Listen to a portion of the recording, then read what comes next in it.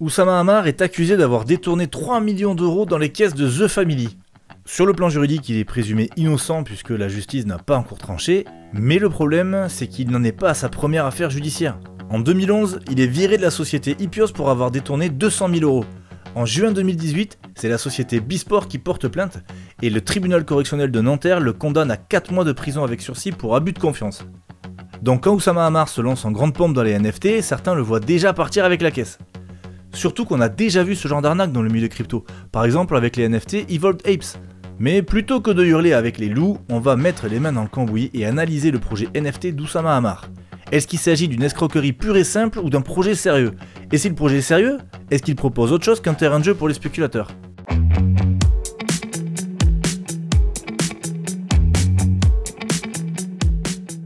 Aujourd'hui, le plus gros problème pour lancer une collection de NFT, c'est pas de trouver un développeur blockchain, c'est de trouver un animal qui n'a pas déjà été décliné en NFT.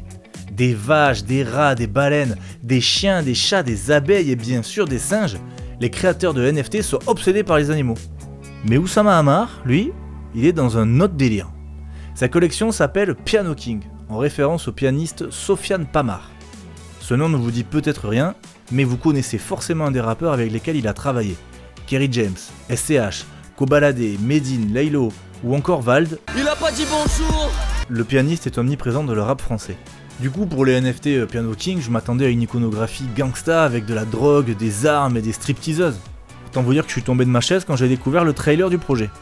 La collection Piano King est une création unique liée à un artiste multidimensionnel, Sofiane Pamart. On dirait Marie Chantal qui nous présente une rétrospective Beethoven sur France Culture. Du coup, j'ai fait plus de recherches et j'ai découvert qu'en parallèle du rap, Sofiane Pamart menait une carrière de pianiste classique.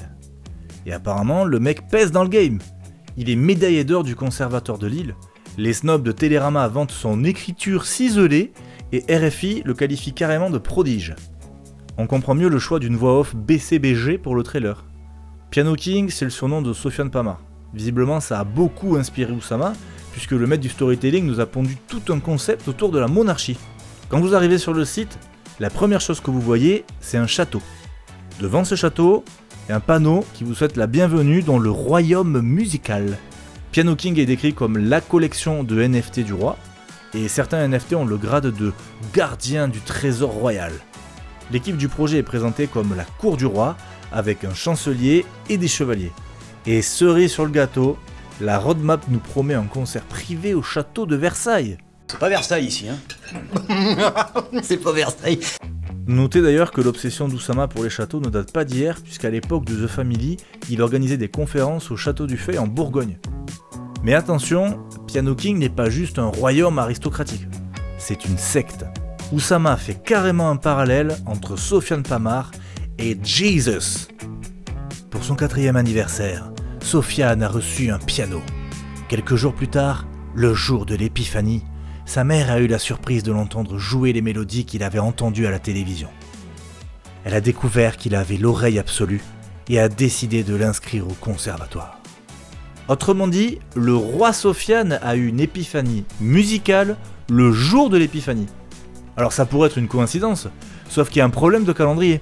Quand on regarde sa fiche Wikipédia, on s'aperçoit que le pianiste est né un 25 avril, soit plus de 3 mois après l'épiphanie. Alors vous allez peut-être me dire que la page a été écrite par David Goodenough, mais souvenez-vous que Oussama nourrit un rapport ambigu au mensonge, et qu'il le revendique. Et que des fois j'ai dit des choses qui n'étaient pas tout à fait vraies pour avoir l'air plus grand que je n'étais, sans blague. Parce que c'est vrai qu'en France, quand tu t'appelles Oussama, t'as pas besoin de monter sur les épaules d'un géant pour sortir la tête de l'eau. Pour diviser les prix par deux, il faudrait qu'on ait beaucoup plus de volume. Et on n'est pas prêt à avoir ce volume. Pas grave, faisons semblant de l'avoir le volume. Oussama n'est pas naïf, il sait qu'un parallèle entre Sofiane Pamart et le Christ ne va pas convaincre le premier chaland venu d'acheter ses NFT. Mais Piano King ne s'adresse pas au premier chaland venu, il s'adresse aux fans de Sofiane Pamart. Le projet reprend le principe de club NFT ultra select popularisé par les Bored Ape, mais ça reste un fan club. C'est finalement le fan club le plus exclusif du monde.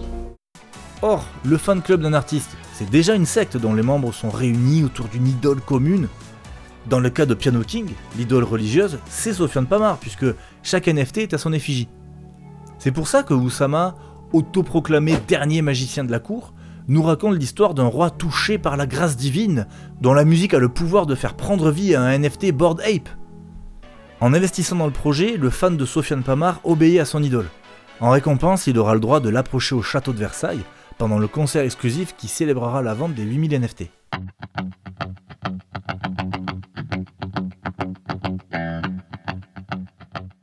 Le côté fan club de Piano King a valu des critiques au projet, notamment de la chaîne NFT Money and Metaverse. En fait, on a vraiment un projet qui est très centré sur la personne, sur les créateurs et pas sur les acheteurs.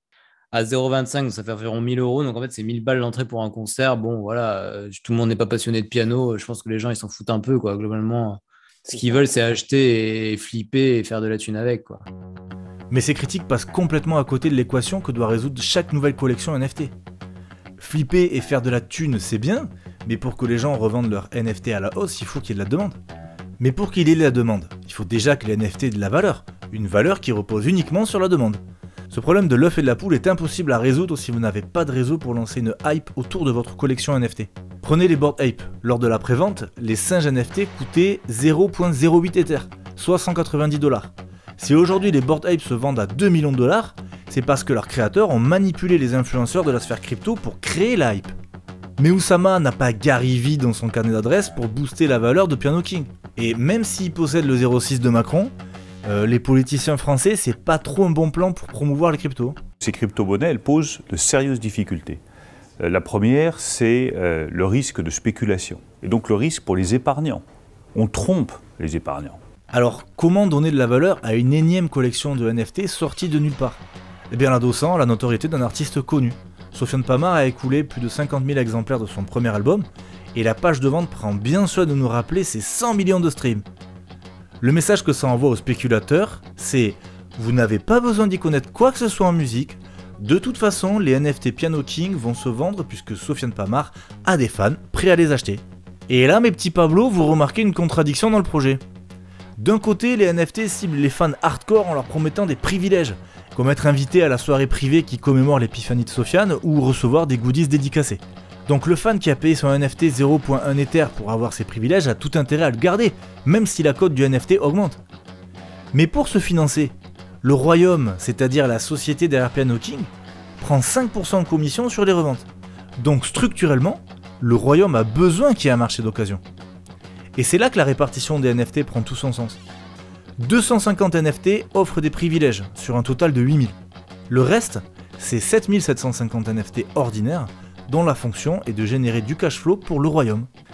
Les fans servent de levier au projet, mais la vraie cible, ce sont les crypto-addicts et les spéculateurs.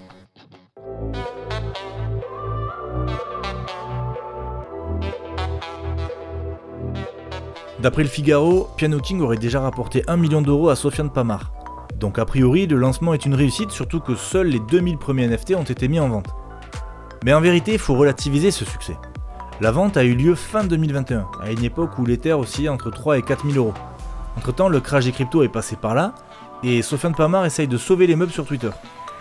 La valeur des NFT Piano King est liée à l'esthétique et à l'utilité fournie par ma carrière. Elle est libre de la valeur des jetons utilisés pour échanger sur la blockchain, par exemple l'Ether. Si vous pensez que votre NFT vaut 1000 $, alors vous n'avez pas de raison de le céder pour moins que ça. Traduction, les cours sont en train de s'effondrer, mais soyez patient et serrez les dents, ça finira bien par remonter un jour. Sauf que personne ne peut prédire jusqu'où les crypto-monnaies vont se cracher. Donc la vraie question, c'est l'intérêt de Piano King sur le long terme. Est-ce que ce fan club NFT est viable, indépendamment du cours de l'Ether? Et là, il y a deux problèmes. Attention, ce qui va suivre n'est pas un conseil d'investissement, vous êtes responsable des choix que vous faites, donc n'investissez que ce que vous êtes prêt à perdre. Le premier problème, c'est Oussama Hamar.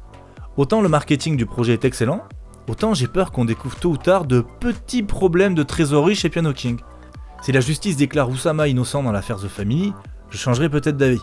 Mais d'ici là, je me vois pas investir du capital dans un de ces projets parce que j'ai envie de pouvoir laisser quelque chose à mes gamins. Vous allez me dire que c'est un point de vue très personnel et vous avez raison, ma méfiance n'engage que moi. Bon, de toute façon, si vous avez une foi aveugle dans les talents du gestionnaire d'Oussama, ou si vous êtes un parieur dégénéré, vous avez déjà mis un pouce rouge et rage quit la vidéo. Le second problème de Piano King, il est structurel. L'actif qui soutient tout le projet, c'est la notoriété de Sofiane Pamart. C'est une stratégie efficace pour lancer la machine, mais ça implique deux risques majeurs. Premier risque, c'est que le public se lasse du pianiste. Souvenez-vous du rappeur Passy. Dans les années 90, c'était un des plus gros vendeurs de la scène rap. Mais aujourd'hui, pendant que Jul remplit Bercy, Passy annule ses tournées faute de public. Le public est capricieux et aucun artiste, si talentueux soit-il, n'est à l'abri de devenir has-been. L'autre risque, c'est la blessure. En 2017, le pianiste Lang Lang doit annuler plusieurs mois de concerts à cause d'une tendinite. Il fait une exception pour le Carnegie Hall de New York parce que l'événement est trop prestigieux, mais il demande à un de ses élèves de remplacer sa main gauche. Au final, Lang Lang mettra 2 années à guérir. Imaginez la galère si Sofiane Pamart se retrouve dans la même situation.